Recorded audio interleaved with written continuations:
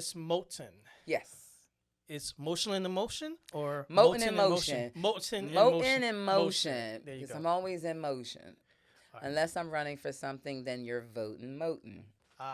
But you're always in motion. Either way, even during election time, you're you like I said earlier, Medea. You're a Medea. You are like, I am not going to take this.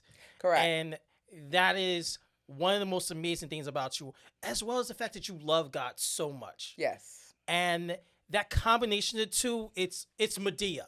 It's like, you know, I am this is who I am. I'm not going to apologize for it.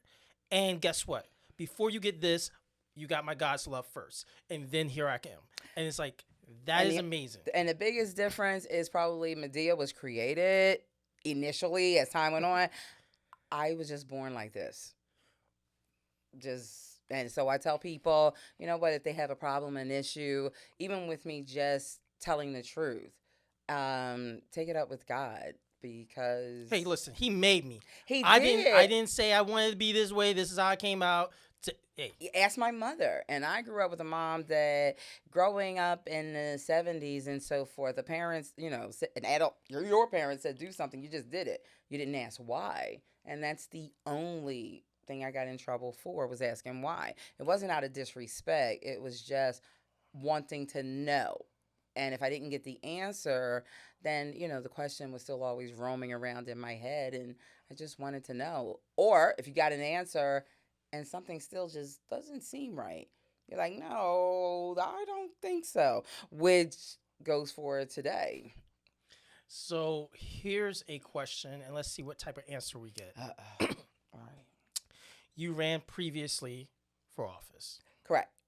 And in between, before running and after running, and maybe again running. Here you go. You always do that. Go ahead. Yeah. Well, you know, I can't see the type of personality you have. You're not someone who's going to be like, there's a problem, I'm going to walk past. It's correct. It's a hey, there's a situation here. Hey, again, I said there's a situation. You yes, know what? Yes. Hey, there's a situation here. I Yes. need to do something about this. You know, I Yes. forget you. I'm going to go take care of it. Yes. And so with that said, okay, why did you run for office? And then the follow-up question for that, so you can be prepared for it, is why did you run for office on that particular ticket?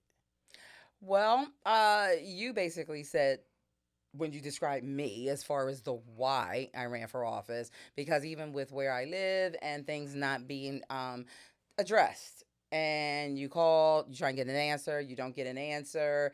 The people who should know don't know.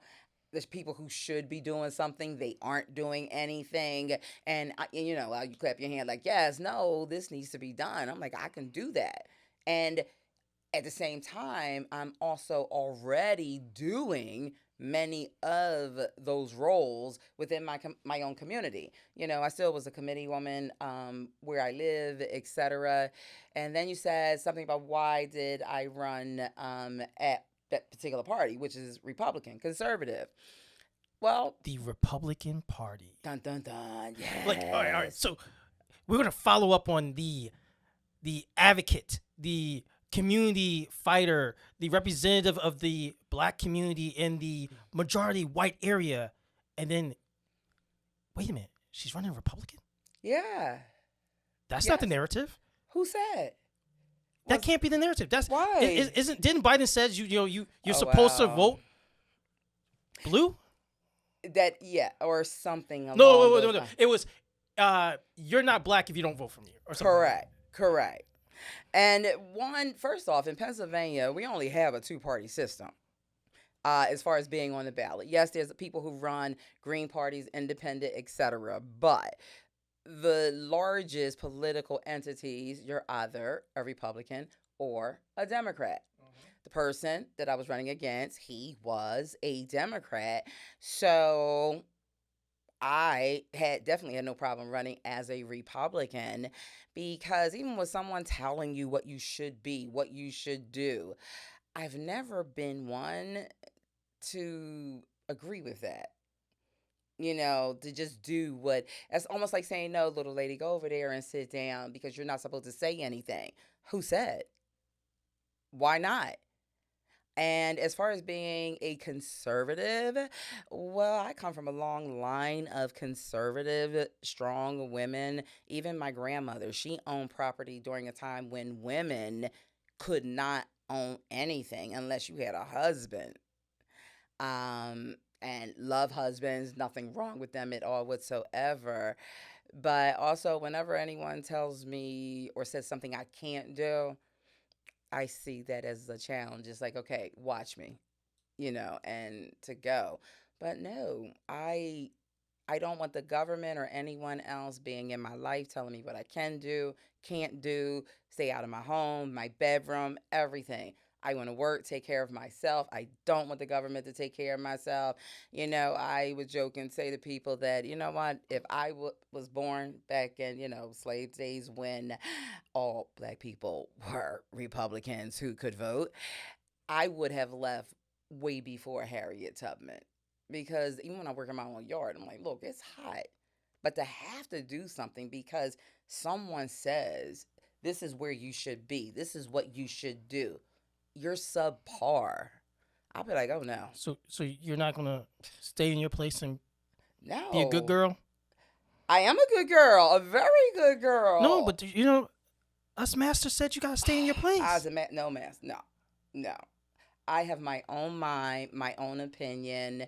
Doesn't mean that I'm closed-minded, that I can't listen or hear or accept and receive what others are saying and change. But no, man, look, slave days have been over for a very long time.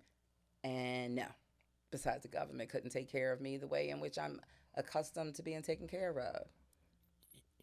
You mean your reparations, right? Aren't you supposed to be happy with that? Oh, no. Better yet, are those people who are like us, Right. with this much melanin in our skins, supposed to be happy with welfare and affordable housing programs? That doesn't actually mean that you own the property. Just means that you're going to be in a property that you can't make enough money to take care of your family and leave that economic bracket, but just stay in that poor bracket. Correct. Which is That's what we're happy with, right?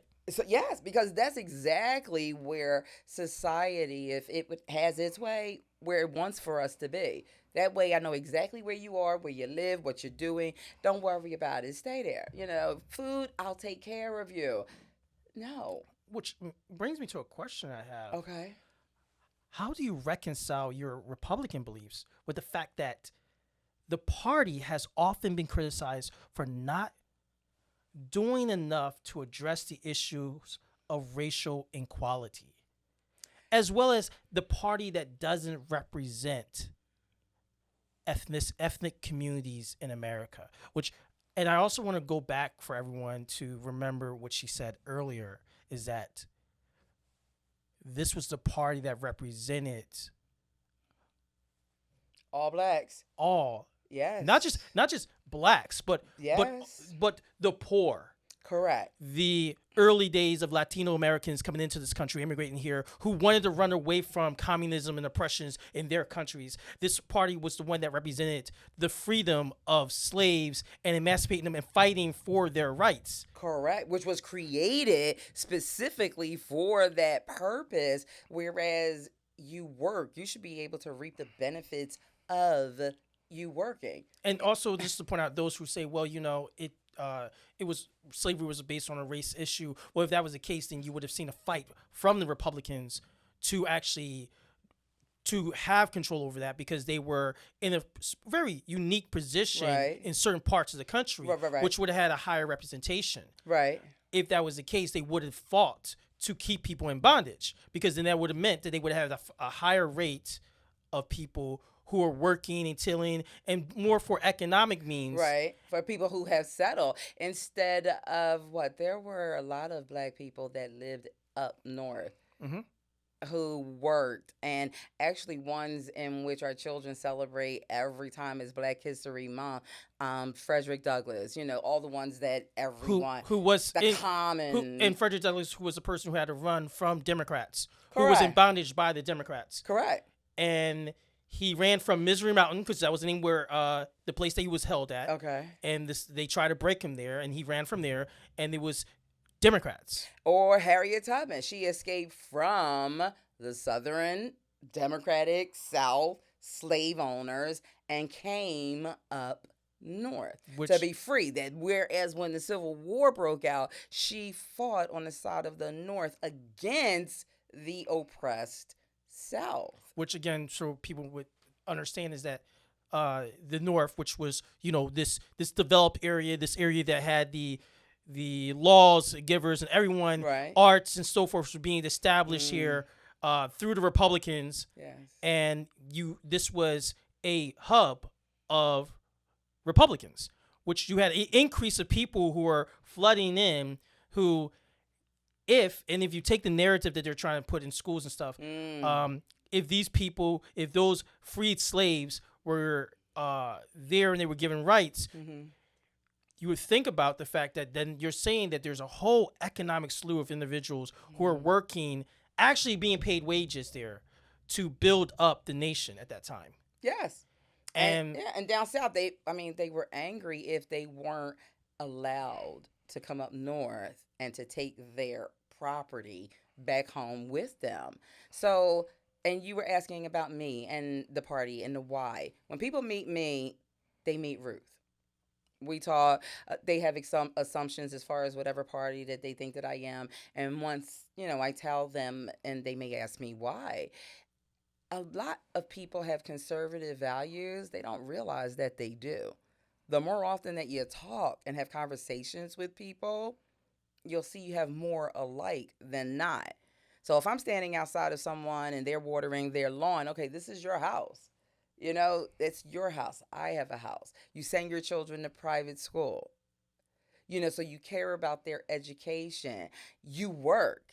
You work for yourself. You may have a business. If we were to go strictly on characteristics, even if they were registered as a Democrat, those aren't the characteristics of what a Democrat, especially if you're black, would do or what you should be doing. so, how do you respond to criticisms that the Republican policies as a party, such as voter ID laws, have disproportionately negative impact on minority communities? Which I also like to throw out there, as someone who deals with community advocacy and dealing with social programs and issues, I find it really hard to find an individual unless they have been previously incarcerated. And even if they've been previously incarcerated, when they come out as a returning citizen, they're given a makeshift ID to allow them. And the amendment of the laws, which was created not by Democrats, which amendments of the laws and programs, which were created to help with, like in Philadelphia, where you have a city ID, you have this ID, you have this, you have these papers which you print out of your information to be used to get your birth certificate, social security card, and your state ID or driver's license. So there's all these slew of things that sit there, and none of this you have to pay for. So $0 come out your pocket. You're given already documents, whether you're previously incarcerated or if you're just low income, you can't afford it, or if you're homeless. Which they try to say, hey, people are basically poor, they can't afford it. Well, guess what? There's amendments to all these different states to allow a person to receive these documents. So I find that really more of a racial statement to say that, hey, this can't happen because people of ethnicity don't know that they already have the ability to get the IDs. What you're trying to say is that we're just stupid. And you're absolutely right. And not only that, but to me, that's another way, another means to attempt to change the narrative of what actually happened in history. This is why they don't teach history in school anymore. And for the most part, and I don't like generalizing, saying all of anyone in general, but being that the Democratic Party was founded the way in which they were, the Southern Democrats, who the whole Civil War started because they wanted to keep their slaves. They did not want to work. Kind of lazy. They sound like the lazy ones. But they're also the ones that don't want people growing up today and the youth of today to know that. So if you change history, you change the narrative. If you change how and when our children learn what in school, younger age, then when they hear with what you just said about ID and they go, yes, that's right. I've been cracking up the past few days. Want to know why? Why? I've been to the dentist. Then I have to have dental work done, right? And I laugh because then they're like, okay, they need your ID. Why you need my ID? Oh, we need to make sure that you are who you are. You pick up medication from the drugstore. Certain medications. Do you have your ID? I get another laugh. It is much easier to name what you do not need ID for than what you need ID for. The only thing you don't need ID for in the United States here is to vote. Yeah. So then when you talk about different races, classes, people, etc., whether you get Social Security, if you're on Medicaid, Medicare, if you get a public assistance check, guess what? You have ID. Guess what? You can't get it if you don't have a birth certificate or a Social Security card. So guess what? You have ID. It's insulting. And what makes it worse is that people don't realize how insulted that they should be. We need ID for everything except To vote. there you go. So, what do you think is the most pressing issue facing Black Americans today, and how do you think Republican policies Right. can address them? And also, just to throw out there, not only just the Republican policies, but those who previously were in office, those who are in office, and those who are potentially running in office. What would be a response to them that you have seen previously of their actions that say, hey, these policies will work for us? There's a lot of policies out there that other parties, other individuals may want to take credit for that are great policies, and they had nothing to do with. But as far as the Republican Party itself, what I have found, especially where I live in Delaware County, for some reason, they tend to think that people who look like me, gorgeous, all year round, tan individual, that we're Democrats. And I'm like, why? So that's like the assumption. It's like, no, there's many blacks. You know what? I'm black. We vote. We work. We demand to have representation. So a lot of it is ignorance on many levels. Even those that say that are non-blacks that are Republicans, thinking that no, well, I'm not going to go down into such and such neighborhood because they're not going to vote for us anyway because they're all Democrats. Well, me campaigning, I went everywhere. I never asked anyone what party are you, or because what to make that determine if I had a conversation with them or not. No, I talked to everyone, interacted with everyone. There may have been people came to me after the fact a year later, be like, Ruth, I didn't know you were a Republican. Oh yeah, did it change anything? Well, no, because they met me, Ruth. We can talk policy. I'm a person. I'm living in this world just as they are. But I think, no, don't clench your pearls and stay away from areas because you think that they're not going to vote in a conservative manner. They will be surprised. So, how do you view the current state of race relations in the United States? And what Horrible. role do you think the Republican Party can play in improving them? Now, personally, I think, and I'm probably going to have, the policy police or something Yes. running here when I say this word right now, is Okay. that I think Trump did an amazing job in working with the Black and Latino and Asian American communities in this country. I think what he did with the Black Excellence, what was the Black Platinum Plan? The Platinum Plan, that's what it was. The Platinum Plan that he presented if he was reelected, what he was going to do, because the whole first term of his election period was working and meeting with leaders in those respective regions throughout the country with minority leaders. And he created a policy on earmarking, making sure a certain amount of money was earmarked, because he says people of ethnicity in this country Right. are inherently run towards entrepreneurship, Yes. and they are the ones who are organizing to get out of poverty. Yes. So his mindset was, well, why don't we help bring them out by changing the role of the SBA, small business, Right. and help them get out of poverty with creating new businesses, economic local wealth development in communities. And this was a discussion I had even with his son, his daughter, Right. and even with his administration. Right. As a leader in my community, a ward leader, 42nd Republican ward leader, as well as a community advocate, surrounded by not Democrats, actually, Republicans, Right. Latino Republicans. My ward, actually not even just my ward, but where I live, all around me, I have several hundred Latino Republicans. Right.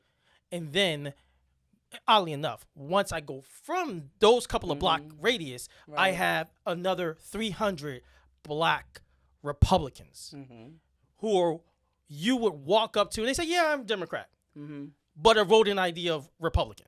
Because they don't know. A lot of people don't know what they're registered as. No. They know, actually. Oh, okay. They just are. This is where I tell everyone, they're closet case Republicans in my neighborhoods. So they're afraid to actually say who or what party they belong to. So because they think that the narrative of the city is Democrat. That's what they have to be. And they have to say they're Democrat, okay. but they don't discuss that they're registered Republican. Right. So I had this interesting, and I'm going to go back to this question, but I just remembered this really funny situation of going to go get the petition signed for Trump, and everyone's freaking out saying, we can't go here, we can't go here. I'm like, let's go. So we go to a all Haitian church, and they're like, they're signing. We go to a Buddhist temple, a Cambodian Buddhist temple, and we had a unending line of Cambodian Americans who were fighting over each other to sign for Trump to run on the ballot. And then to also, they were signing again for his reelection, saying, we're going to support, we're going to volunteer, we're going to make this guy president again. Right. And then you have the, okay, let me go over to where predominantly, you know, what I was thinking, progressive community, thinking it's in the Winston-Salem area. You know, I'm thinking, hey, this is Northeast. They're going to be supportive of it. All white community predominantly. I go in there. No, they're all liberals saying, no, we want Biden. We want this. We want that. Yes. Then they're telling me you should be supporting him because he's for this welfare program and he's for affordable housing. He's for, and I'm like, that's not what I want. I want to own a property. As a young Black man in this country. And I'm not even, I'm free man, so I'm Black Cherokee. As an indigenous American whose ancestors suffered from one atrocity to another from the hands of this government. I don't want them involved in my life. I don't want the government telling me, hey, this is what you can buy to eat. I don't want the government telling me this is what my kids can eat.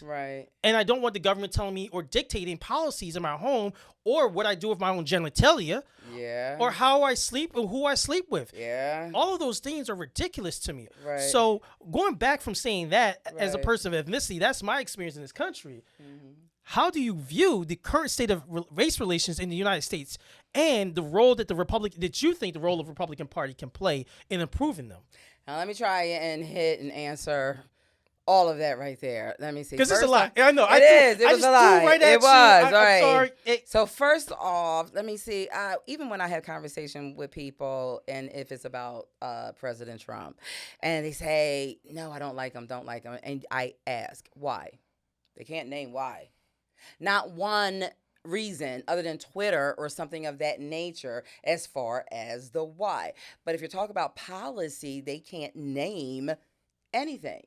And I'm finding more and more young Black men, they even notice and recognize how they were able to see the light at the end of the tunnel after businesses closing, recession of '08, et cetera, which followed when our president, Biden, was vice president. So that is with there. Oh, but you know what? If you were to take the R word out of the conversation and have a conversation on being conservative. Because when you were saying you were at the different churches and places, I see people with similar conservative beliefs. So, yes, they would want or support someone who was conservative.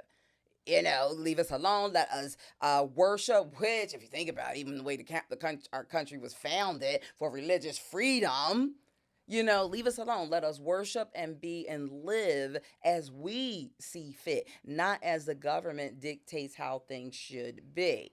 I don't know. Is there another question out there I didn't answer? I don't know. Then you talk about owning properties. My husband and I, we paid off 3 mortgages during the time of us being together and being married. You have a starter home. We had a rental property and our present home. But home ownership, that is the error. And I don't think that there's anything wrong with that because, yeah, Dr. Spock, I think he did a whole lot. People should have been through that box, that book away. That's where a lot of the problems that we're having with our children in school and everything, them being disrespectful, to parents, to their teachers, saying what you can do, you can't do. And I'm not saying abuse anyone at all whatsoever, but there's a certain respect. There's a certain amount of confidence you get that when you work, for yourself, you reap the benefits of it. And you can sit back in your home. Well, wait. What? What? You mean when I turn 18, I can't apply for welfare? You can. So why do I need to work? Because honestly, I have anger. I don't like when people tell me what to do. So I should Yeah. file for Social Security, right? No. No. Right. No. I can apply for welfare, and because I don't Yes. like when people tell me what to do, I can go for Social Security. You're right, and that's probably the reason why in the next 20 years there's not going to be any.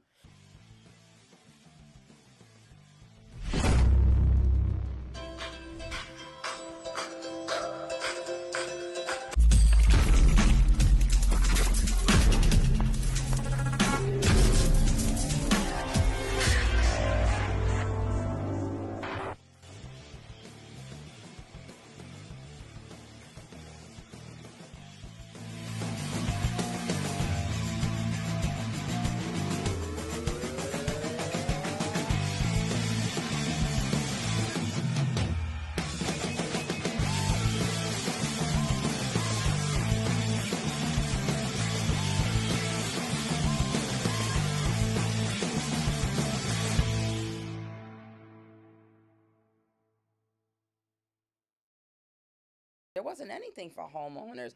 And you know what? I have the funniest joke.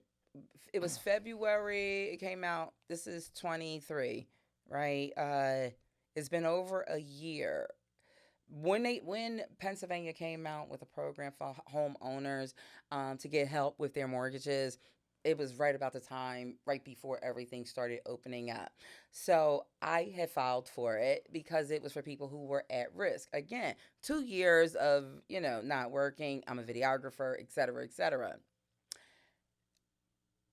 I still get emails from Pennsylvania saying, we haven't forgotten about you. We're so backed up. We're still going to work on your case. If you get an eviction notice or, something of that nature, contact us. We'll take care of it. We paid our house off in August of last year. The amount of federal dollars that came into Pennsylvania to help the homeowners, Pennsylvania has used such a small percentage of it. Wait a minute. Didn't Governor Wolf said that was a surplus? His exact words was surplus. Yes, right? because 2 years, Pennsylvania has had hundreds of millions of dollars left over. That was federal money. Where I live in Delaware County, they have had hundreds of millions of dollars Right, but he left said it was over. a surplus of money Yes, that needed to be allocated elsewhere. Yes. He said it was. So even though you didn't get your assistance, Yes. other people didn't get their rental assistance or the pandemic unemployment because there's still millions of people who are still waiting on these types of services. Or people, it took over a year for an appeal. And then, or some people, they said, like myself, they told me I didn't work. I wasn't part of the workforce. So I couldn't get it. Yes, I did. I filed state and federal taxes every year. So there are other people, they're sending bills saying you have to pay back 20 some odd thousand Mm-hmm. dollars. But yes, they had federal surplus of money. Mm-hmm. Because if people, even with common sense, if you were to think about it, you wouldn't have a surplus of money if everything was closed, because now the state taxes that would typically come out of people's paychecks that goes to the state to help the state to run, the state's not getting it. So what you would think you would be in the red, you're not going to have money. Where'd all this extra money come from? But Federal. again, our governor, our previous governor, Yes, he who said, still hangs around Harrisburg. That's kind of weird to me. Yeah, no, I have a problem with that. Why are you? That's loitering right now. Why are you still here? well, it's not a regime change, It's not. It's the same old everyday kind of situation. But I find this kind of interesting that you have the same policies being already. Hey, this money came in, yes, it was a surplus, yes, but it had to be allocated somewhere else. However, you're receiving letters, other people are receiving letters saying We're getting nothing. Couldn't get anything. right. Oh well. Do what you have to do. I have a son who's, as a mechanic, once he lost his physical building and he lost his apartment. It was a single father, two, children. He was doing concierge, fixing of vehicles out front of people's homes, all during the lockdown, until he finally moved in with us. It was either that or you don't eat. That's what happens when you have to rely on the government to take care of you. They don't do a good job of it. So, talking about pandemic and this whole topic, in light of recent events such as The apocalypse. I call it the apocalypse. It's the apocalypse. So, in light of recent events such as the killing of George Floyd and the other young man recently who lost his life from the police officer, Tyrell, the gentleman. Yes, yes. resulting in we had protests, we had all kinds of things. How do you think the Republican Party can effectively address issues of police brutality and systematic racism, which is not just found in law enforcement, Correct, but also in our own social welfare programs? correct. How do you think the Republican Party can better engage with Black and Latino voters Right. and convince them that the Republican policies are in their best interest? First off, you have to get out of your head and your preconceived notions of thinking who's a Democrat and who's a Republican and what they look like. That's one. According to President Biden, Forget blacks him. Forget vote, him. According to Biden, his grandfather died in the same hospital he was born in 2 weeks or so before he was born, but his grandfather didn't die until 20 years after he was born. So, okay, he's not a credible source right about now. Sleepy Joe, come on. That's child abuse. That's senior abuse for his wife. Sorry, just saying. But you need to come out of your head by assuming who is and who isn't. Where I live, I'm speaking to all those out there in Delaware County, you need to grow a pair, either a spine or a pair of balls, to stand up for what we actually believe in and not be afraid to say, no, this is what I believe in. You could believe in what you believe in. I believe in what I believe in, and that's fine. I'm not going to shame you for being you. But they're afraid. They're afraid. Even there was a time where there was going to be a recount done, and you need a certain amount of signatures. I received more signatures from women. Women signed it. The men were like, no, I have a business here. No, they were afraid. They were afraid. But Republicans in general, yes, I am conservative. I have conservative views. I believe in God. But I'm not beating everyone upside the head saying that you have to think how I think. And because I'm definitely, like you said, I repel. You say I have to think how you think. No, I don't. We have free will. But again, that's going against what we were told. By whom? By our master. But the masses just started talking that stuff right now. We started out here in slave days. Read history, read for yourself. This is why I believe that they don't want parents to come into schools anymore. Parents have to have a parents' bill of rights, okay? They are going to allow children to change their names and not have to inform their parents. No, you read history, read for yourself. The Civil War, what led up to the Civil War. I read a court case and it was really interesting. I can't think of it right now, but it was a court case for and against slavery before the war broke out. Well, of course, the Southern, those said the slave masters in the South was saying no, because the niggers, they not gonna know what to do or how to take care of themselves if they don't have us to tell them what to do. And those saying against slavery up north are like, look, if you don't go out there and if your children are not working your own fields, your own farms, your children are going to get lazier. They're not going to know how to take care of themselves. Would they be the kind of sort of entitled type of individuals that walk around now? Could be. Don't know. But it's all right there in the book. Everyone has a cell phone, smartphone. You have the greatest computer right there. So that's not even an excuse of not to know, even for our young people. Look it up, read it. This is why the narrative, the Democratic Party in itself are trying so hard to be hip, to be cool, and where do they go? College campuses. They want the kids. Yes, we're cool. Yeah, you don't want to pay, your loans or anything. I paid for my daughter to go to college. I wrote the checks out. Why wouldn't you have to pay also? But it's in the books. Read history. Study for yourself. Even the Bible says, my people perish from a lack of knowledge. So that's to all my Christian individuals out there, first ladies that, are rah shish kumbah Fetterman and all. But to me, I don't understand how you can vote for someone who goes against everything you say you stand for. I just don't understand that. I'm still waiting for the apology of chasing down an unarmed black man with a gun. Yeah. And I have 2 black sons. And giving your position of advocacy, going against the court system, fighting for your son, right? My son and everyone, where I live, white, black, Hispanic, when any of them have a problem in court, out of court, they know if they ask me, they'd be like, all right, if somebody knows Miss Ruth, she'll know. And I'll answer them. I'll go to court with any of them, drive them anywhere.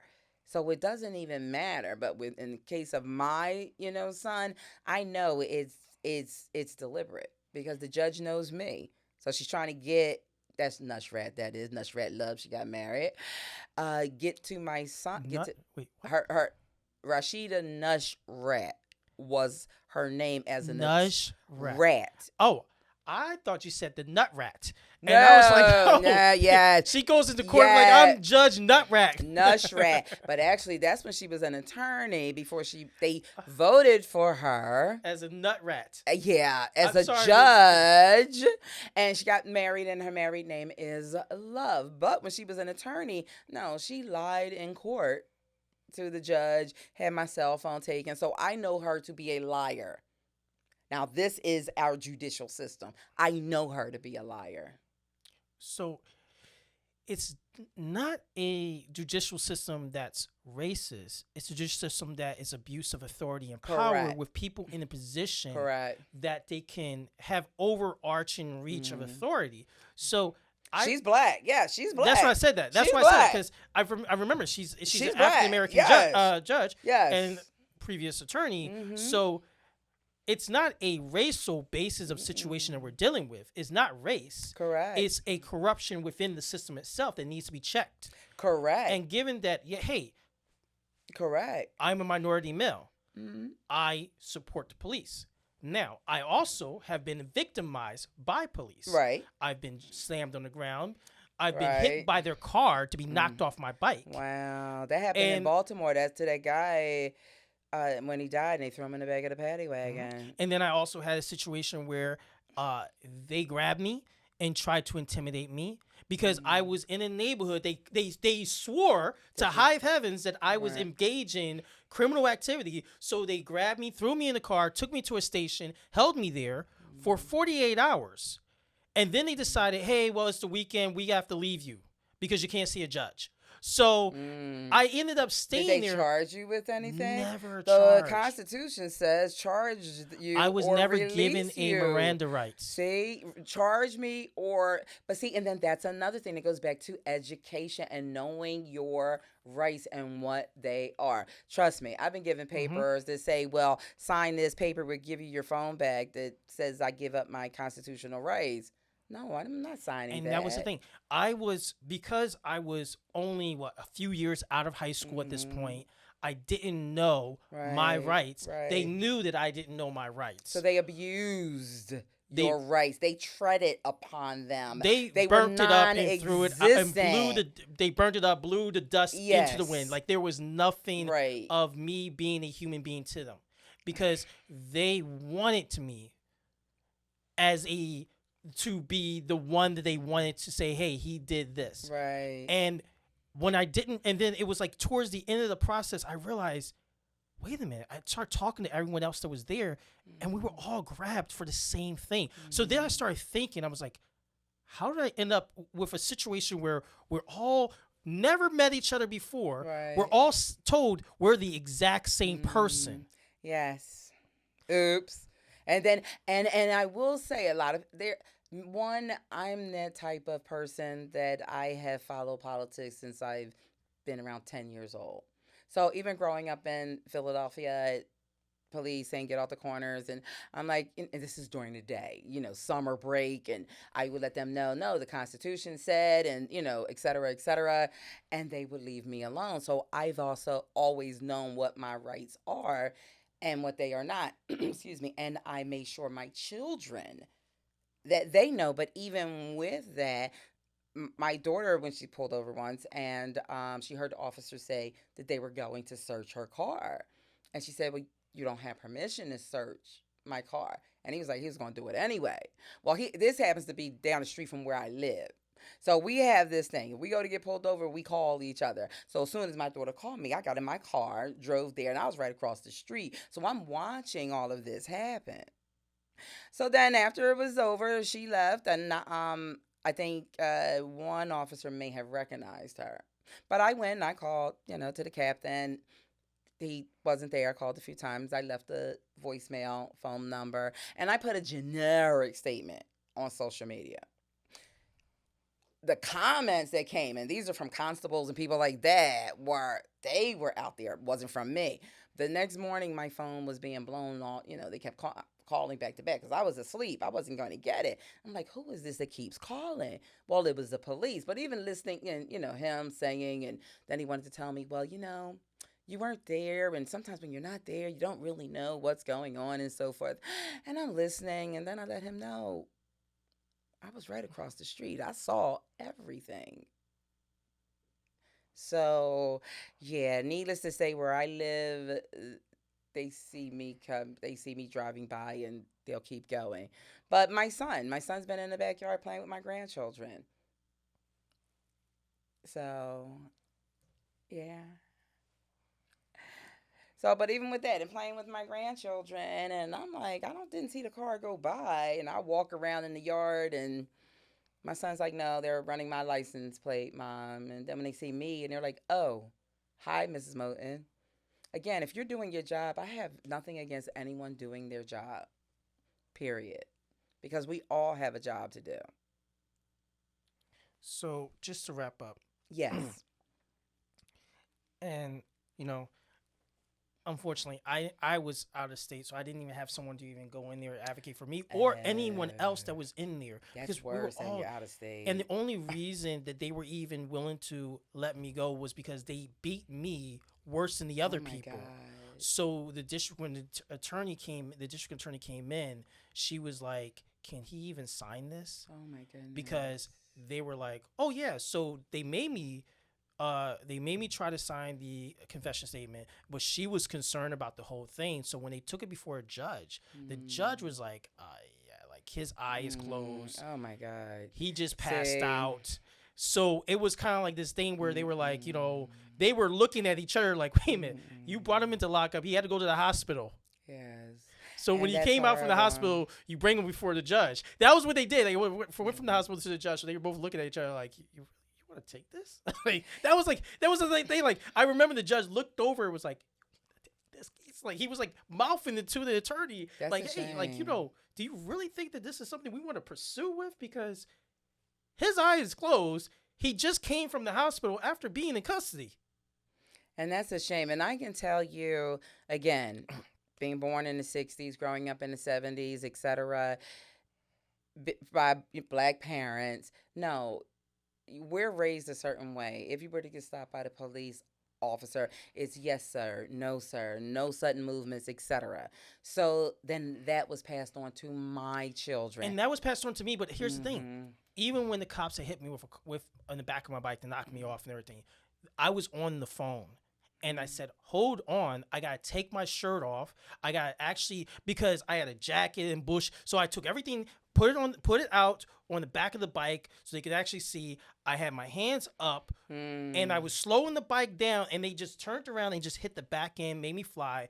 And even on the ground, I'm like this. Showing that but the reason I didn't stop at the time because I wanted to make sure I got to where the light was at. Because there was a street light there, and I knew that where that street light was at, there was an office building that had a camera, and they would know that. So they kept on asking me to move over to the side. I was like, yeah, go in the dark. Yeah. I was like, nah, I'm good right here. It's like, yeah. But then at that time, I was like, by the way, my phone is on. And then this time, I was a little smarter than the first situation. So at this time, I was like, by the way, my phone is on. And I started calling John Conyers. And I didn't get him, but I ended up getting routed to, at the time he had his phone routed, because he was an older congressman at the time. His phone routed to his assistant, who picked up at the time. One of the people inside of his office. So one of them was actually on the line who was helping with his campaign in his office. So it was John Conyers' people that actually was on the line at the time. And they were like, yeah, officer, he just left a political office. And it was a shame. And if it wasn't for them to get scared, but then they turned around and told them, and I had to ask the question later, what's an NIL? They said, and later on, because they told him we had an NIL. So later, a Negro in lockup. Nigger in Livonia. Okay. Livonia, Michigan. Okay. So when I got the NIL, nigger in Livonia, that's why they had to stop me, because they were called in, hey, there's a nigger here. Literally, that's what they were basically telling me after the fact, was when I went back over to, I forgot which office it was, and they were telling me, oh, well, the problem was, and they said nonchalantly as if this was normal. Oh, yeah, he got a call that there was a nigger in Livonia. And, you know, they had to knock you off the bike, check to see what's going on. And I was like, but why would he tell me that I didn't live here? He said, because the block that you're going to go to is predominantly white. And that was my response. It's like, like, okay. They were like, so he didn't understand that you could afford a property there. Yes. No, and I was like, wait a minute. So because I'm black, he was like, no, it was because you're black and young. So there was no reason that you would have money unless it was drug money. You're right. Yeah. And I'm like, people today still get stopped in media for that reason. No drugs, no anything, money and a cell phone. And I've heard officers testify to the district magistrate, which will hold them over for trial, said they must have just sold the drugs. And me in management, I may have been in, I guess, late 30s, early 40s, whatever, 7 Series. So you talk about cars, $80,000, and I would get pulled over all the time. And I'm like, why? Because my car costs more than how much you make per year. But it's not intrinsically the officer is racist. It's more of the situation that you're dealing with as an institution that has intrinsically a racial biasness. Yes. Because they're trained to shoot at black targets. Correct. They're trained to go after and profile because this person is of this ethnicity. This is what Correct. you look for them because they have to be. Correct. Yes. That they're more than likely. Right. Just like me, again, growing up in the 70s, if there was a car and it had one white person in it and one black person, we would think they were narcs in the car. Because other than that, you didn't really see a lot of one black, one white in a car driving together at the same time. And this goes back to the question: Black woman, entrepreneur, Right. mother, Yes. grandmother, Yes. advocate, Yes. a Marine wife. Yes. right? And Sunday that's school teacher. Yes. a deaconess in the church. Yes. I'm anything that and is you're needed. Republican. Yes, I'm conservative. Yes, because everything that you just named, I enjoy being able to be all of those things and not being limited. Not someone telling me, no, work, make $7 less and we'll help you out with your X amount, $50. No, because I don't want to live there. I wanted me when I was younger, I wanted better for my children and my grandchildren and so on. So the unapologetic Medea. The unapologetic Medea in real life. Yes. Yes. Voting Republican. Yes. Yes. And yes. All right. Thank you, Ms. Moten, for taking your time. Thank you for having me. It's always a pleasure.